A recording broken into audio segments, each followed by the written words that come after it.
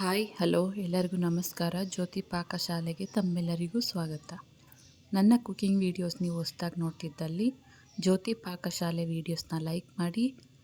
ಹೊಸ್ದಾಗಿ ನನ್ನ cooking videos ನೋಡ್ತಿದ್ದಲ್ಲಿ subscribe ಮಾಡ್ಕೊಳ್ಳಿ. ಈ ವಿಡಿಯೋ ಹೇಗೆ ಅನ್ನಿಸ್ತು ಅಂತ ಕಮೆಂಟ್ ಮಾಡಿ, ಹಾಗೆ ಈ ವಿಡಿಯೋಗೊಂದು ಲೈಕ್ ಮಾಡಿ. ನಾನು ಈ ದಿನ ಈರುಳ್ಳಿ ಬಳಸ್ತೇನೆ. ತೆಂಗಿನಕಾಯಿ ಹಾಕಿ ಚಿತ್ರಾನ್ನ ಮಾಡುವ ವಿಧಾನ ತಿಳಿಸ್ಕೊಡ್ತೇನೆ. ಇದು ತುಂಬಾ ಬೇಗ ಮಾಡಿಕೊಡ್ಬೋದು, ಹಾಗೆ ರುಚಿಯಾಗಿ ಇರುತ್ತೆ. ಬನ್ನಿ ತೆಂಗಿನಕಾಯಿ ಚಿತ್ರಾನ್ನ ಮಾಡೋದು ಹೇಗೆ ಅಂತ ನೋಡೋಣ. ನಾನಿಲ್ಲಿ ಒಂದು ಮಿಕ್ಸಿ ಜಾರಿಗೆ ಒಂದು 20 ಹಸಿಮೆಣ್ಸಿನ್ಕಾಯಿನ ಹಾಕ್ಕೊಳ್ತಾ ಇದ್ದೇನೆ.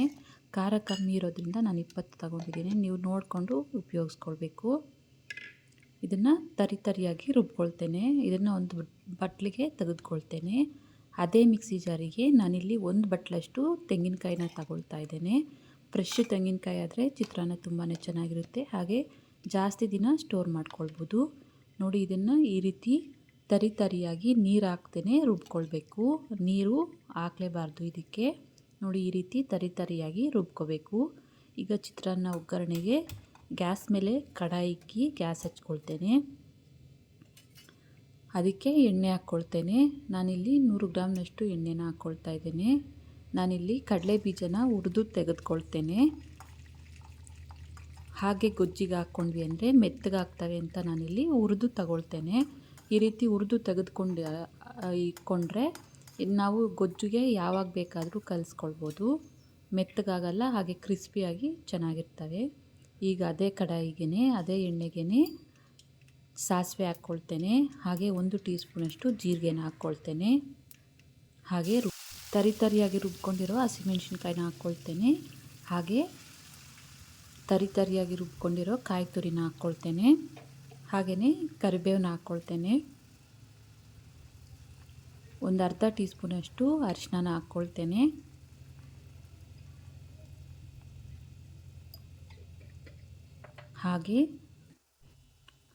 ಹಾಗೆಯೇ 1.5 ಟೀ ಸ್ಪೂನಷ್ಟು ಉಪ್ಪನ್ನ ಹಾಕ್ಕೊಳ್ತಾ ಇದ್ದೇನೆ.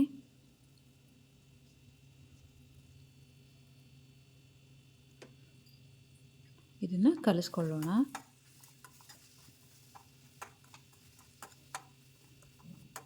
ಅರಿಶಿನ ಉಪ್ಪು ಎಲ್ಲ ಕಾಯಿಗೆ ಹಿಡಿಯೋ ರೀತಿ ಚೆನ್ನಾಗಿ ಇದನ್ನು ಕಲಿಸ್ಕೊಳ್ಬೇಕು. ಈ ರೀತಿ ಕಲಿಸ್ಕೊಂಡು ಇದನ್ನು ಎಣ್ಣೆಯಲ್ಲೇ ಚೆನ್ನಾಗಿ 1-2 ನಿಮಿಷ ಫ್ರೈ ಮಾಡ್ಕೊಳ್ಬೇಕು. ಇದಕ್ಕೆ ಯಾವುದೇ ಕಾರಣಕ್ಕೂ ನೀರನ್ನ ಹಾಕ್ಕೊಳ್ಬಾರ್ದು. ನೋಡಿ, ಎಣ್ಣೆಯಲ್ಲೇ ಈ ರೀತಿ ಫ್ರೈ ಮಾಡಿಕೊಂಡು ಸ್ಟೋರ್ ಮಾಡ್ಕೊಂಡ್ವಿ ಅಂದರೆ ಇದು 1 ತಿಂಗಳ ತನಕ ಹಾಗೆ ಇರುತ್ತೆ, ಕೆಡಲ್ಲ.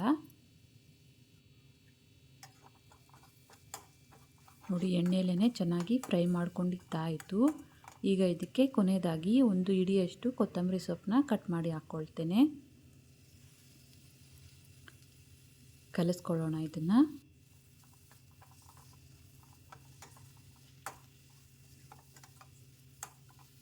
ಒಂದು ನಿಮಿಷ ಇದನ್ನು ಫ್ರೈ ಮಾಡ್ಕೊಳ್ಳೋಣ.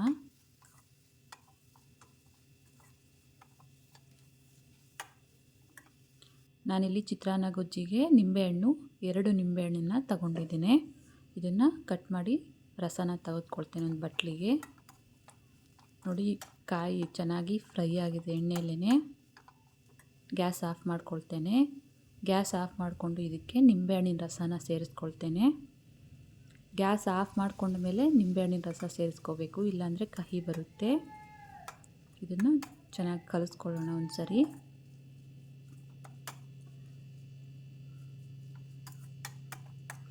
ಕಾಯಿ ಚಿತ್ರಾನ್ನ ರೆಡಿ ಆಯಿತು. ಬಟ್ಲಿಗೆ ಸರ್ವ್ ಮಾಡ್ತೇನೆ. ನೋಡಿದ್ರಲ್ಲ ತೆಂಗಿನಕಾಯಿ ಚಿತ್ರಾನ್ನ ಮಾಡುವ ವಿಧಾನ. ಇದಂತೂ ತುಂಬಾ ಬೇಗ ಮಾಡ್ಕೊಳ್ಬೋದು. ಕೆಲಸಕ್ಕೆ ಹೋಗೋ ಮಹಿಳೆಯರಿಗೆ, ಬ್ಯಾಚುಲರ್ಸ್ಗೆ ತುಂಬಾ ಈಸಿ ಆಗುತ್ತೆ. ಈ ರೆಸಿಪಿ ನಿಮಗೆ ಇಷ್ಟ ಆಗಿದೆ ಅಂದ್ಕೊಳ್ತೇನೆ. ಇಷ್ಟ ಆದಲ್ಲಿ ಈ ವಿಡಿಯೋಗೊಂದು ಲೈಕ್ ಮಾಡಿ. ಯಾರೆಲ್ಲ ಸಬ್ಸ್ಕ್ರೈಬ್ ಮಾಡ್ಕೊಳ್ದೆ ವಿಡಿಯೋ ನೋಡ್ತಿದ್ದಲ್ಲಿ ಪ್ಲೀಸ್ ಸಬ್ಸ್ಕ್ರೈಬ್ ಮಾಡ್ಕೊಳ್ಳಿ.